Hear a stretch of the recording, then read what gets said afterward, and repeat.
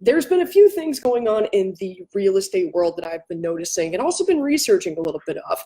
Now, there was a bit of an evolution going on, and I use the word evolution in a loose sense because evolution tends to take a long time in order to present itself. These trends are actually becoming a little bit more at the forefront of the real estate industry and what we're currently experiencing right now.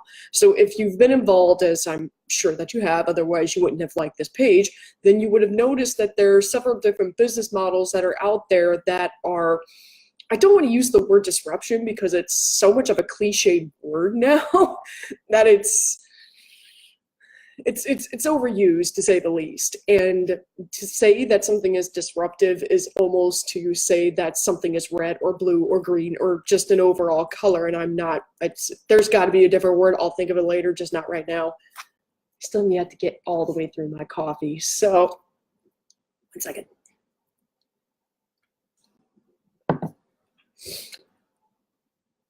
But you will notice that there are now 3 models that are becoming a little bit more on the forefront of real estate right now as we know it. So the 3 models are thus.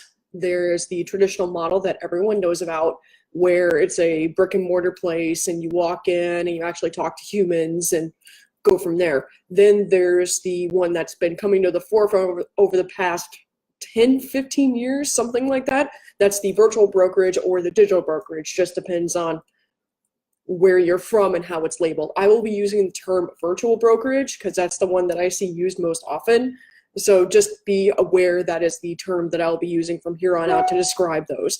And what that, in one sentence to go ahead and describe that, that would pretty much be a brokerage that does not have a brick and mortar sort of situation, does not have a physical location or building where agents can go and work out of and things like that.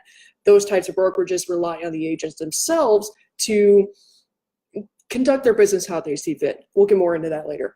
And then there's the virtual hybrid.